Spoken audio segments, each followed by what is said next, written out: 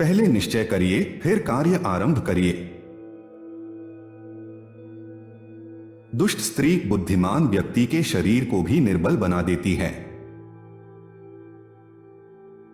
विद्या को चोर भी नहीं चुरा सकता। सबसे बड़ा गुरु मंत्र, अपने राज किसी को भी मत बताओ, ये तुम्हें खत्म कर देगा। मनुष्य की वाणी ही विष और अमृत की खान है। आदमी अपने जन्म से नहीं, अपने कर्मों से महान होता है। अपमानित होके जीने से अच्छा मरना है। मृत्यु तो बस एक क्षण का दुख देती है, लेकिन अपमान हर दिन जीवन में दुख लाता है। व्यसनी व्यक्ति कभी सफल नहीं हो सकता। ईश्वर मूर्तियों में नहीं है, आपकी भावनाएं ही आपका ईश्वर है, आत्मा आपका मंदिर है। पुस्तकें एक मूर्ख आदमी के लिए वैसे ही हैं, जैसे एक अंधे के लिए आईना। जो अपने कर्म को नहीं पहचानता वह अंधा है। जब आप किसी काम की शुरुआत करें तो असफलता से मत डरें और उस काम को ना छोड़ें। जो लोग ईमानदारी से काम करते हैं वो सबसे प्रसन्न होते हैं। दंड का भय ना होने से लोग काम चोरी करने लगते हैं। प्रकृति का कोप सभी कोपों से बड़ा होता है। जिसकी आत्मा संयमित होती है वही आत्मविजयी होता है। संकट में बुद्धि भी काम नहीं आती है। कोई काम शुरू करने से पहले स्वयं से 3 प्रश्न कीजिए, मैं ये क्यों कर रहा हूं, इसके परिणाम क्या हो सकते हैं और क्या मैं सफल होऊंगा। और जब गहराई से सोचने पर इन प्रश्नों के संतोषजनक उत्तर मिल जाएं, तभी आगे बढ़िए। जो जिस कार्य में कुशल हो उसे उसी कार्य में लगना चाहिए। सेवक को तब परखें जब वह काम ना कर रहा हो, रिश्तेदार को किसी कठिनाई में, मित्र को संकट में और पत्नी को घोर विपत्ति में। किसी भी कार्य में पल भर का भी विलंब ना करें। दुर्बल के साथ संधि ना करें। किसी विशेष प्रयोजन के लिए ही शत्रु मित्र बनता है। सर्प, नृप, शेर, डंक मारने वाले ततैया, छोटे बच्चे, दूसरों के कुत्तों और एक मूर्ख, इन 7 को नींद से नहीं उठाना चाहिए। यदि किसी का स्वभाव अच्छा है तो उसे किसी और गुण की क्या जरूरत है। यदि आदमी के पास प्रसिद्धि है तो भला उसे और किसी श्रृंगार की क्या आवश्यकता है। कच्चा पात्र कच्चे पात्र से टकराकर टूट जाता है। संधि और एकता होने पर भी सतर्क रहें। भाग्य के विपरीत होने पर अच्छा कर्म भी दुखदायी हो जाता है। शिकारपरस्त राजा धर्म और अर्थ दोनों को नष्ट कर लेता है। शत्रु की बुरी आदतों को सुनकर कानों को सुख मिलता है। चोर और राजकर्मचारियों से धन की रक्षा करनी चाहिए। प्रयत्न ना करने से कार्य में विघ्न पड़ता है। विद्या ही निर्धन का धन है। वो जिसका ज्ञान बस किताबों तक सीमित है और जिसका धन दूसरों के कब्जे में है, वो जरूरत पड़ने पर ना अपना ज्ञान प्रयोग कर सकता है, ना धन। शत्रु के गुण को भी ग्रहण करना चाहिए। सिंह भूखा होने पर भी तिनका नहीं खाता। वैश्याएं निर्धनों के साथ नहीं रहती, नागरिक कमजोर संगठन का समर्थन नहीं करते और पक्षी उस पेड़ पर घोंसला नहीं बनाते जिस पर फल ना हो। ऋण, शत्रु और रोग को समाप्त कर देना चाहिए। शत्रु की दुर्बलता जानने तक उसे अपना मित्र बनाए रखें। अन्न के सिवाय कोई दूसरा धन नहीं है। भूख के समान कोई दूसरा शत्रु नहीं है। अपने स्थान पर बने रहने से ही मनुष्य पूजा जाता है। सभी प्रकार के भय से बदनामी का भय सबसे बड़ा होता है। किसी लक्ष्य की सिद्धि में कभी भी किसी भी शत्रु का साथ न करें। आलसी व्यक्ति का ना तो वर्तमान होता है और ना ही भविष्य।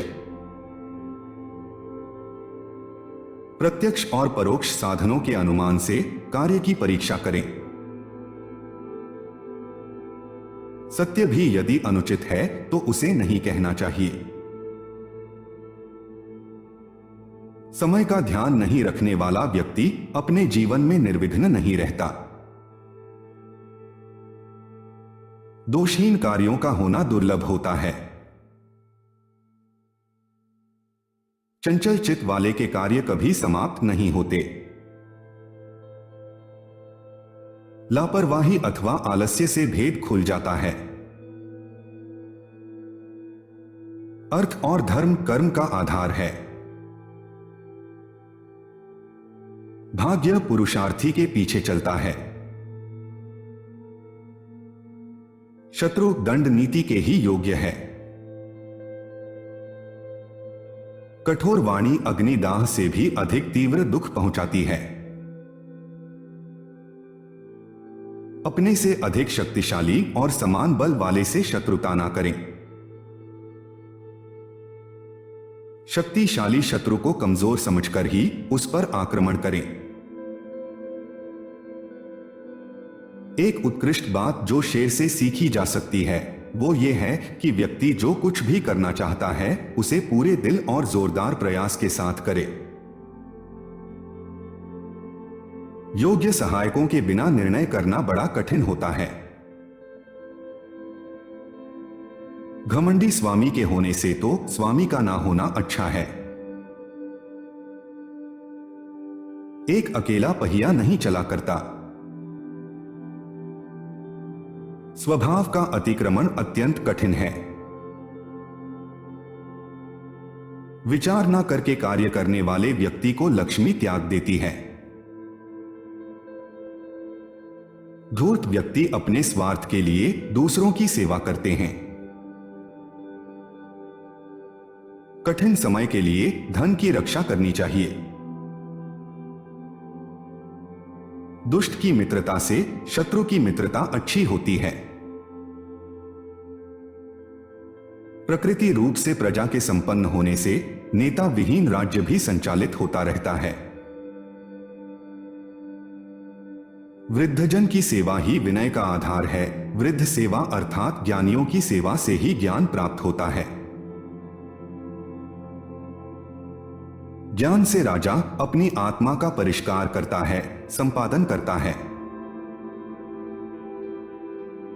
जहां लक्ष्मी का निवास होता है वहां सहज ही सुख संपदा आ जुड़ती है। आत्मविजयी सभी प्रकार की संपत्ति एकत्र करने में समर्थ होता है। इंद्रियों पर विजय का आधार विनम्रता है। निम्न अनुष्ठानों, भूमि, धन, व्यापार, उद्योग धंधों से आय के साधन भी बढ़ते हैं। सुख और दुख में समान रूप से सहायक होना चाहिए। शासक को स्वयं योग्य बनकर योग्य प्रशासकों की सहायता से शासन करना चाहिए। स्वाभिमानी व्यक्ति प्रतिकूल विचारों को सम्मुख रखकर दोबारा उन पर विचार करें। अविनीत व्यक्ति को स्नेही होने पर भी मंत्रणा में नहीं रखना चाहिए। ज्ञानी और छल कपट से रहित शुद्ध मन वाले व्यक्ति को ही मंत्री बनाएं। समस्त कार्य पूर्व मंत्रणा से करने चाहिए। एक अनपढ़ व्यक्ति का जीवन उसी तरह से बेकार है जैसे कि कुत्ते की पूंछ। जो ना उसके पीछे का भाग ढकती है, ना ही उसे कीड़े मकोड़ों के डंक से बचाती है। विचार अथवा मंत्रणा को गुप्त न रखने पर कार्य नष्ट हो जाता है। आग में आग नहीं डालनी चाहिए, अर्थात क्रोधी व्यक्ति को अधिक क्रोध नहीं दिलाना चाहिए। उपलब्धियां आलोचनाएं एक दूसरे की साथी है। उपलब्धि बढ़ती है तो अवश्य ही आपकी आलोचनाएं भी उतनी ही होंगी। भविष्य के अंधकार में छिपे कार्य के लिए श्रेष्ठ मंत्रणा दीपक के समान प्रकाश देने वाली है। मंत्रणा रूप आंखों से शत्रु के छिद्रों अर्थात उसकी कमजोरियों को देखा परखा जाता है। मंत्रणा के समय कर्तव्य पालन में कभी ईर्ष्या नहीं करनी चाहिए। राजा, गुप्तचर और मंत्री तीनों का एक मत होना किसी भी मंत्रणा की सफलता है। 6 कानों में पड़ने से मंत्रणा का भेद खुल जाता है।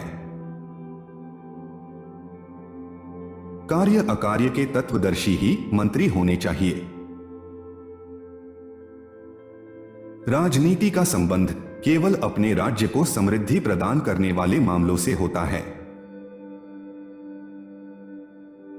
जो लोगों पर कठोर से कठोर सजा को लागू करता है वो लोगों की नजर में घिनौना बनता जाता है, जबकि जो नरम सजा लागू करता है वह तुच्छ बनता है, लेकिन जो योग्य सजा को लागू करता है वह सम्माननीय कहलाता है। जुए में लिप्त रहने वाले के कार्य पूरे नहीं होते हैं। ईर्ष्या करने वाले दो समान व्यक्तियों में विरोध पैदा कर देना चाहिए। धन का लालची सम्मानहीन हो जाता है। पूर्वाग्रह से ग्रसित दंड देना लोक निंदा का कारण बनता है। दंड से संपदा का आयोजन होता है। दंडनीति से आत्मरक्षा की जा सकती है, आत्मरक्षा से सबकी रक्षा होती है। कार्य का स्वरूप निर्धारित हो जाने के बाद वह कार्य लक्ष्य बन जाता है। अस्थिर मन वाले की सोच स्थिर नहीं रहती। कार्य के मध्य में अति विलंब और आलस्य उचित नहीं है। कार्य सिद्धि के लिए हस्तकौशल का उपयोग करना चाहिए। नीतिवान पुरुष कार्य प्रारंभ करने से पूर्व ही देशकाल की परीक्षा कर लेते हैं। जिन्हें भाग्य पर विश्वास नहीं होता उनके कार्य पूरे नहीं होते। चतुरंगिनी सेना होने पर भी इंद्रियों के वश में रहने वाला राजा नष्ट हो जाता है। मूर्ख लोग कार्यों के मध्य कठिनाई उत्पन्न होने पर दोष ही निकाला करते हैं। आलसी राजा अप्राप्त लाभ को प्राप्त नहीं करता, शक्तिशाली राजा लाभ को प्राप्त करने का प्रयत्न करता है। वन की अग्नि चंदन की लकड़ी को भी जला देती है, अर्थात दुष्ट व्यक्ति किसी का भी अहित कर सकते हैं। दूध के लिए हथिनी पालने की जरूरत नहीं होती, अर्थात आवश्यकता के अनुसार साधन जुटाने चाहिए। इस धरती पर 3 रत्न है, अनाज, पानी और मीठे शब्द। मूर्ख लोग पत्थरों के टुकड़ों को ही रत्न समझते हैं। फूलों की खुशबू हवा की दिशा में ही फैलती है, लेकिन एक व्यक्ति की अच्छाई चारों तरफ फैलती है।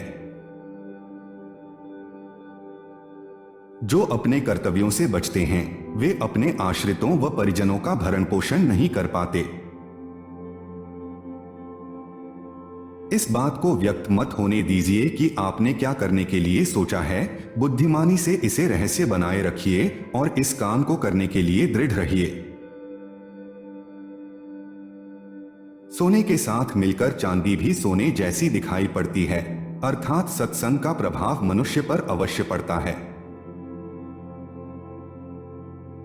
दौलत, दोस्त, पत्नी और राज्य दोबारा हासिल किए जा सकते हैं, लेकिन ये शरीर दोबारा हासिल नहीं किया जा सकता।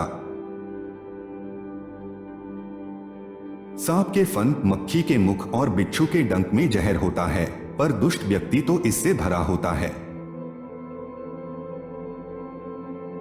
राज्यतंत्र को ही नीतिशास्त्र कहते हैं। राजतंत्र से संबंधित घरेलू और बाह्य दोनों कर्तव्यों को राजतंत्र का अंग कहा जाता है। समय को समझने वाला कार्य सिद्ध करता है। समय का ज्ञान न रखने वाले राजा का कर्म समय के द्वारा ही नष्ट हो जाता है। कार्य की सिद्धि के लिए उदारता नहीं बरतनी चाहिए। दूध पीने के लिए गाय का बछड़ा अपनी मां के थनों पर प्रहार करता है। पृथ्वी सत्य पर टिकी हुई है। ये सत्य की ही ताकत है जिससे सूर्य चमकता है और हवा बहती है। वास्तव में सभी चीजें सत्य पर टिकी हुई हैं। जैसे एक सूखा पेड़ आग लगने पर पूरे जंगल को जला देता है, उसी प्रकार एक दुष्ट पुत्र पूरे परिवार को खत्म कर देता है। गरीब धन की इच्छा करता है, पशु बोलने योग्य होने की, आदमी स्वर्ग की इच्छा करते हैं और धार्मिक लोग मोक्ष की। एक आदर्श पत्नी वो है जो अपने पति की सुबह मां की तरह सेवा करे और दिन में एक बहन की तरह प्यार करे और रात में एक वैश्या की तरह खुश करे। सुख का आधार धर्म है, धर्म का आधार अर्थ अर्थात धन है, अर्थ का आधार राज्य है, राज्य का आधार अपनी इंद्रियों पर विजय पाना है। बाल्टी नीचे सिर झुकाकर ही कुएं से जल निकालती है, अर्थात कपटी या पापी व्यक्ति सदैव मधुर वचन बोलकर अपना काम निकालते हैं। आग सिर में स्थापित करने पर भी जलाती है, अर्थात दुष्ट व्यक्ति का कितना भी सम्मान कर लें, वह सदा दुख ही देता है। ये मत सोचो कि प्यार और लगाव एक ही चीज है, दोनों एक दूसरे के दुश्मन हैं। ये लगाव ही है जो प्यार को खत्म कर देता है। हर मित्रता के पीछे कोई ना कोई स्वार्थ होता है। ऐसी कोई मित्रता नहीं जिसमें स्वार्थ ना हो, यह कड़वा सच है। वो व्यक्ति जो दूसरों के गुप्त दोषों के बारे में बातें करते हैं, वे अपने आप को बाम्बी में आवारा घूमने वाले सांपों की तरह बर्बाद कर लेते हैं। हमें भूत के बारे में पछतावा नहीं करना चाहिए, ना ही भविष्य के बारे में चिंतित होना चाहिए। विवेकवान व्यक्ति हमेशा वर्तमान में जीते हैं। एक संतुलित मन के बराबर कोई तपस्या नहीं है, संतोष के बराबर कोई खुशी नहीं है, लोभ के जैसी कोई बीमारी नहीं है, दया के जैसा कोई सदाचार नहीं है। एक समझदार आदमी को सारस की तरह होश से काम लेना चाहिए और स्थान, समय और अपनी योग्यता को समझते हुए अपने कार्य को सिद्ध करना चाहिए। जैसे एक बछड़ा हजारों गायों के झुंड में अपनी मां के पीछे चलता है, उसी प्रकार आदमी के अच्छे और बुरे कर्म उसके पीछे चलते हैं। जिस आदमी से हमें काम लेना है, उससे हमें वही बात करनी चाहिए जो उसे अच्छी लगे। जैसे एक शिकारी हिरन का शिकार करने से पहले मधुर आवाज में गाता है। वो जो अपने परिवार से अति लगाव रखता है, भय और दुख में जीता है। सभी दुखों का मुख्य कारण लगाव ही है, इसलिए खुश रहने के लिए लगाव का त्याग आवश्यक है। एक राजा की ताकत उसकी शक्तिशाली भुजाओं में होती है, ब्राह्मण की ताकत उसके आध्यात्मिक ज्ञान में और एक औरत की ताकत उसकी खूबसूरती, यौवन और मधुर वाणी में होती है। व्यक्ति अकेले पैदा होता है और अकेले मर जाता है, और वो अपने अच्छे और बुरे कर्मों का फल खुद ही भुगतता है, और वह अकेले ही नर्क या स्वर्ग जाता है। अगर सांप जहरीला ना भी हो तो भी उसे खुद को जहरीला दिखाना चाहिए। जैसे ही भय आपके करीब आए, उस पर आक्रमण कर उसे नष्ट कर दीजिए। शिक्षा सबसे अच्छी मित्र है। एक शिक्षित व्यक्ति हर जगह सम्मान पाता है। शिक्षा सौंदर्य और यौवन को परास्त कर देती है। पहले 5 सालों में अपने बच्चे को बड़े प्यार से रखिए। अगले 5 साल उन्हें डांट डपट के रखिए। जब वह 16 साल का हो जाए तो उसके साथ एक मित्र की तरह व्यवहार करिए। आपके वयस्क बच्चे ही आपके सबसे अच्छे मित्र हैं। जब तक आपका शरीर स्वस्थ और नियंत्रण में है और मृत्यु दूर है, अपनी आत्मा को बचाने की कोशिश कीजिए। जब मृत्यु सर पर आ जाएगी तब आप क्या कर पाएंगे? वह जो हमारे चिंतन में रहता है वह करीब है, भले ही वास्तविकता में वह बहुत दूर ही क्यों ना हो, लेकिन जो हमारे हृदय में नहीं है वो करीब होते हुए भी बहुत दूर होता है। सारस की तरह एक बुद्धिमान व्यक्ति को अपनी इंद्रियों पर नियंत्रण रखना चाहिए और अपने उद्देश्य को स्थान की जानकारी, समय और योग्यता के अनुसार प्राप्त करना चाहिए। कि बुद्धिमान लोगों अपना धन उन्हीं को दो जो उसके योग्य हों और किसी को नहीं। बादलों के द्वारा लिया गया समुद्र का जल हमेशा मीठा होता है। जो लोग परमात्मा तक पहुंचना चाहते हैं उन्हें वाणी, मन, इंद्रियों की पवित्रता और एक दयालु हृदय की आवश्यकता होती है।